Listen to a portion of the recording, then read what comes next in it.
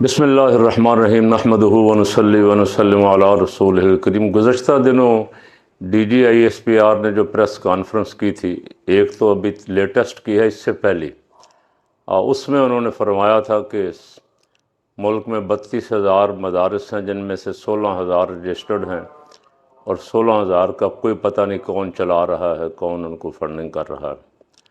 تو اس پہ اس وقت بھی تنظیمات مدارس عربیہ نے بھی اپنا احتجاج ریکارڈ کروایا تھا، تجاویز بھی دی تھیں۔ ہم نے بھی کچھ درخواست پیش کی تھی کہ بھئی یہ ایسا نہ کریں۔ جب بھی کبھی کوئی دہشت گردی کا مسئلہ درپیش ہوتا ہے ملک کو، پاکستان کو، اس وقت سب سے زیادہ دہشت گردوں کے خلاف اسٹیبلشمنٹ کی حمایت میں دینی مدارس اور علماء کھڑے ہوتے۔ لیکن بدقسمتی یہ ہے کہ جب بھی کبھی مسئلہ درپیش ہوتا ہے، مدارس کے خلاف ایکشن شروع ہو جاتا ہے۔ اگر 16,000 مدارس رجسٹرڈ نہیں ہیں تو اس کا قصوروار کون ہے؟ D G I S P R کو چاہیے تھا کہ حکومت کو ڈانٹ ڈپٹ کرتے، اسے حکومت کی ناکامی قرار دیتے۔ حکومت کے پاس کتنے ادارے ہیں جو اسی کام پہ لگے رہتے۔ مشرف دور، بلکہ مشرف سے بھی پہلے مدرسوں کی چیکنگ شروع ہوئی۔ جب کوئی نیا بندہ آتا ہے، کوئی افسر نیا آتا ہے پولیس میں، کوئی دوسرے اداروں میں، انٹیلیجنس کے اداروں میں، تو مدرسوں کو کوئی نہ کوئی فارم بھیج دیا جاتا ہے، جی بتائیں جی کتنے بچے ہیں، بتائیں جی مقیم کتنے ہیں اور باہر کے کتنے ہیں۔ یہ سارا کچھ بارہا دفعہ لے جایا جا چکا ہے مدرسوں سے چھان بین کر کر کے۔ اب پھر دوبارہ سے نئے سرے سے کام شروع ہو گیا۔ اب مدارس کی معلومات کا تو وہ جو معلومات آپ نے پہلے لیں پھر لیں وہ کدھر چلی گئیں؟ یہ مقصد صرف دینی مدارس کو تنگ کرنا، دینی مدارس کی حوصلہ شکنی کرنا۔ دینی مدارس ہر دور میں ریاست کے ساتھ شانہ بشانہ، ہر مشکل وقت میں پاکستان کے لیے پہلی صفوں میں، لیکن جب بھی مسئلہ بنتا ہے کوئی نہ کوئی، مسئلہ کہاں ہے؟ مسئلہ افغانستان کے بارڈر سے کچھ لوگ ٹی پی کے نام سے اندر آتے ہیں، داخل ہوتے ہیں اور آ کے کارروائیاں کرتے ہیں۔ تو ان کو روکنا اگر تو مدرسوں کی ڈیوٹی ہے تو حکومت ذمہ داری دے دے مدرسوں کو کہ بھئی آپ نے روکنے ہیں یہ ٹی پی والے جتنے ہیں، یہ جو پاکستان میں آتے ہیں دہشت گردی کرنے کے لیے، ان کو روکنا دینی مدارس کی ذمہ داری ہے۔ تو پھر دینی مدارس خود جا کے سرحدوں پہ لڑ لیں گے۔ سرحدوں پہ آپ کھڑے ہیں، سرحدوں پہ ہماری انٹیلیجنس، سرحدوں پہ وزارت داخلہ کے آفیسز مختلف جگہوں پہ، تو پھر لوگ کیسے آتے ہیں، کہاں سے آتے ہیں؟ کسی ادارے کو تو اپنی ذمہ داری قبول کرنی چاہیے نا کہ یہ ہماری نااہلی ہے، ناکامی ہے۔ گزشتہ روز مولانا فضل الرحمان صاحب نے مردان میں ایک بڑے جلسے سے خطاب کرتے ہوئے اور بھی حکومت کو بہت کچھ کہا۔ انہوں نے کہا کہ جو حکومت ہماری معیشت جو ہے، وہ زراعت ہماری ریڑھ کی ہڈی، گندم کسانوں نے بیچاروں نے گندم بوئی اور جب فصل بیچنے کا وقت آیا تو امپورٹڈ حکومت کے نگران حکومت کے وزیر اعظم صاحب نے پتہ نہیں کتنے 100 ارب کی گندم باہر سے منگوا لی۔ کسان بیچارہ رو رہا ہے، کسان کی گندم نہیں بکی، وہ بیچارہ پریشان ہے کہ پیسے کہاں سے آئیں گے اور اگلی فصل کیسے۔ انہوں نے کہا کسانوں کے ساتھ بھی ہمارے حکمران ظلم کر رہے ہیں۔ اچھا، مولانا نے یہ بھی بڑا زور دے کے کہا کہ آہستہ آہستہ ہم سے ہمارے تمام ادارے بھی چھینے جا رہے ہیں، مدارس پہ بار بار اٹیک ہوتا ہے۔ مدارس جو ہیں یہ اسلام کے قلعے ہیں، مدارس جو ہیں یہ پاکستان کی نظریاتی سرحدوں کے محافظ ہیں۔ اگر ان کے ساتھ چھیڑ چھاڑ کی گئی تو ہم خاموش نہیں بیٹھیں گے۔ اور ان کا لہجہ بہت دھمکی آمیز تھا اور حق بنتا تھا، بولنا چاہیے۔ باقی بھی تمام دینی جماعتیں جو ہیں تحریک لبیک والے ہیں، جماعت اسلامی والے ہیں، جے یو آئی والے ہیں، جے یو پی والے، جتنے باقی جماعتیں بھی ہیں، ان سب کو بھی دینی مدارس کے لیے کھڑے ہونا پڑے گا اور زوردار آواز اٹھانی پڑے گی، اس لیے کہ جو سیکولر طبقہ ہر جگہ ہی ہے، بیوروکریسی میں بھی ہے اور باقی اداروں میں بھی ہے، وہ سیکولر طبقہ جو ہے اس کو مدارس جو ہیں وہ کسی صورت بھی اچھے نہیں لگتے۔ حالانکہ مدارس کا رول آپ دیکھیں، مدارس میں middle, matric, F A, B A کے جو امتحان ہو رہے ہیں، ان کے رزلٹ گورنمنٹ ہائی اسکولوں، پرائیویٹ ہائی اسکولوں، کالجوں، یونیورسٹیوں سے بدرجہ بہتر۔ وہ بچے دین کی تعلیم بھی حاصل کر رہے ہیں اور دنیاوی تعلیم میں بھی الحمدللہ وہ نمبر 1 پہ جا رہے ہیں۔ حکومت کا اس پہ خرچ بھی ایک ٹیڑی پیسہ نہیں ہو رہا، حکومت کا خرچ ہو رہا ہے کالجوں، یونیورسٹیوں پہ اربوں روپیہ کا بجٹ، جتنا بھی تعلیم کے نام پہ وہاں خرچ ہو رہا ہے۔ دینی مدارس کو حکومت اب ٹیڑی پیسہ نہیں دیتی، لیکن چڑھائی ہے دینی مدارس پہ رہتی، ہر وقت غصہ اور اپنی ناکامیوں کا نزلہ جو ہے وہ دینی مدارس پہ گرتا ہے۔ تو ذمہ داروں کو، مقتدر حلقوں کو جو یہ کام کرتے ہیں ان کو ذرا اپنی اداؤں پہ غور فرمانا چاہیے کہ دینی مدارس کے ساتھ یہ سوتیلی ماں والا سلوک جو ہے یہ کسی صورت بھی روا نہیں ہے۔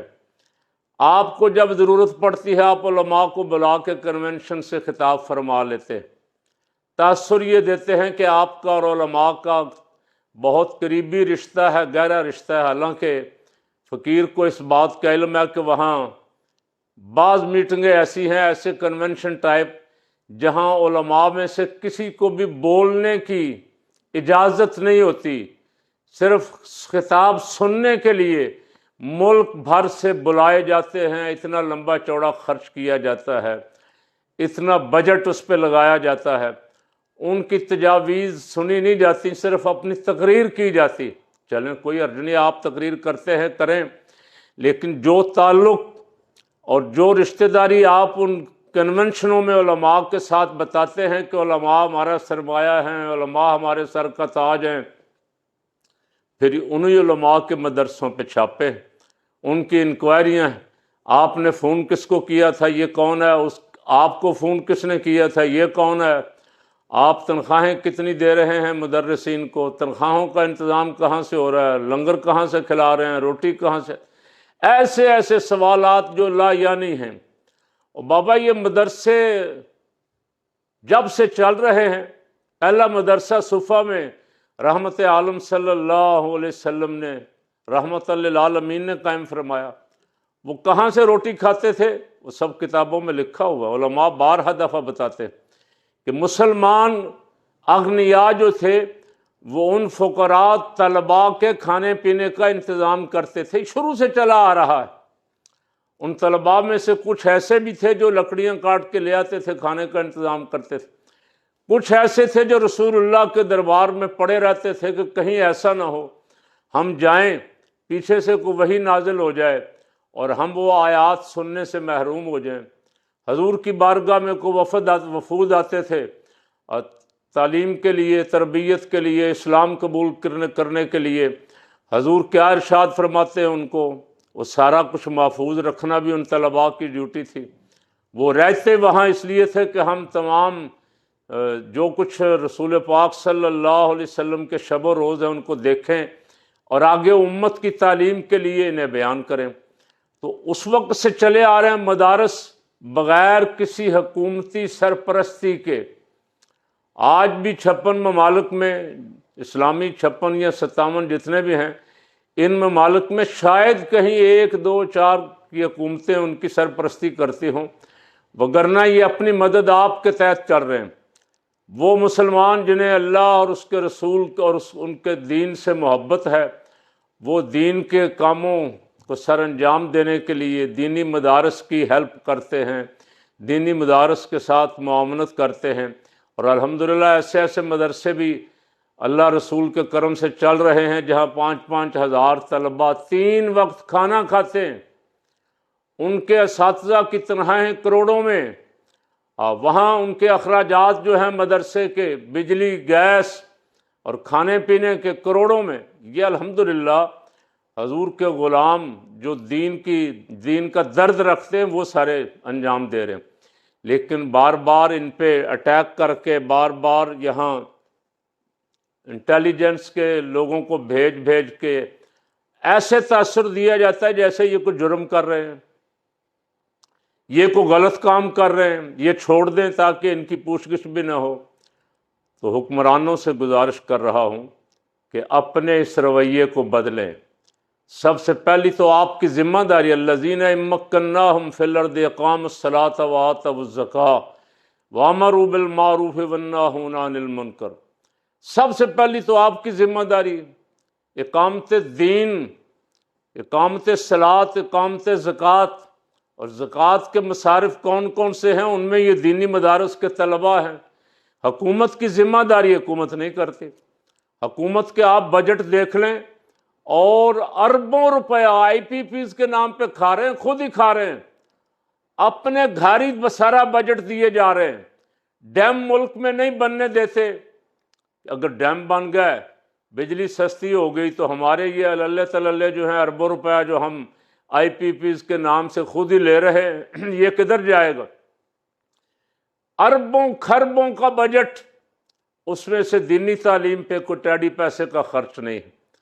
آپ کی ڈیوٹی تھی اسلامی حکومت کی، اسلامی مملکت میں جو بھی حکومت قائم ہوتی ہے اس کی ڈیوٹی تھی کہ سب سے پہلے وہ بجٹ میں سب سے پہلا خانہ دین کی خدمت والا ہونا چاہیے تھا کہ اتنے ارب روپیہ حضور رحمت عالم صلی اللہ علیہ وسلم کے دین کی اشاعت کے لیے صرف کیا جائے گا۔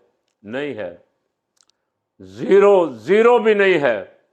لیکن دباؤ، دھونس، دھاندلی، ڈراؤ دھمکاؤ والا کام بہت زیادہ ہے کہ ان کو کسی نہ کسی طرح اس سے بیزار کرو۔ اور دینی طلباء کے ساتھ جو فارغ ہونے کے بعد سلوک ہوتا ہے وہ آپ کے اور میرے سامنے۔ یہ ان درویشوں کی ہمت ہے کہ یہ 5,000، 7,000، 15,000، 20,000 تنخواہ لے کے سارا دن مسجد کی خدمت کر رہے ہیں، آپ کی خدمت کر رہے ہیں، آپ کو نماز پڑھا رہے ہیں، قرآن پڑھا رہے ہیں، آپ کے بچوں کو دینی تعلیم دے رہے ہیں۔ آپ کر کے دکھائیں نا۔ چپڑاسی کی تنخواہ بھی 15,000 نہیں ہے آج تو، سرکاری ملازمتوں میں ہیں۔ لیکن اس کے باوجود بھی اگر آپ کا یہ سلوک ہو تو یہ افسوسناک ہے۔ اب مولانا فضل الرحمان صاحب نے جس جرت کے ساتھ للکارا ہے، بیڑا اٹھایا ہے، ان سے بھی کہتا ہوں، مفتی منیب الرحمان صاحب سے بھی کہتا ہوں، باقی علماء سے بھی، کہ تمام کو ملا کے بلائیں، اکٹھے ایک بیٹھ کے ایک لائحہ عمل طے کریں۔ جو بھی منصوبے ہیں حکومتوں میں سیکولر طبقہ بڑی تعداد میں بیٹھا ہوا ہے جو دینی مدارس کا دشمن ہے سرے سے، جس کو دینی مدارس اچھے نہیں لگتے، دینی تعلیم اچھی نہیں لگتی، اور ان کا مقابلہ کرنے کے لیے ایک پلیٹ فارم پہ جمع ہوں اور ہمت اور جرت سے ان کا مقابلہ کریں، تاکہ دینی مدارس جو ہیں پاکستان میں الحمدللہ بڑی تعداد میں، پاکستان میں، بنگلہ دیش میں، افغانستان میں، دیگر بلاد اسلامیہ میں بہت سارے دینی مدارس، اور یہ رہیں گے انشاءاللہ۔ قرآن پاک کی حفاظت کا ذمہ خود رب نے لیا، انا نحن نزلنا الذکر وانا لہ لحافظون۔ اللہ نے اس کا ذریعہ، جس کی حفاظت کا ذمہ رب نے خود لیا ہے، اللہ نے اس کے لیے دینی مدارس کا انتخاب فرمایا کہ یہ قرآن پاک کی حفاظت سینوں میں محفوظ کرنے کے لیے ایک ذریعہ بنیں گے۔ اللہ تعالیٰ ان دینی مدارس کو قائم رکھے۔ دھمکیاں دینے والوں، ڈرانے دھمکانے والوں، انکوائریاں کرنے والوں کو اللہ ہدایت نصیب فرمائے۔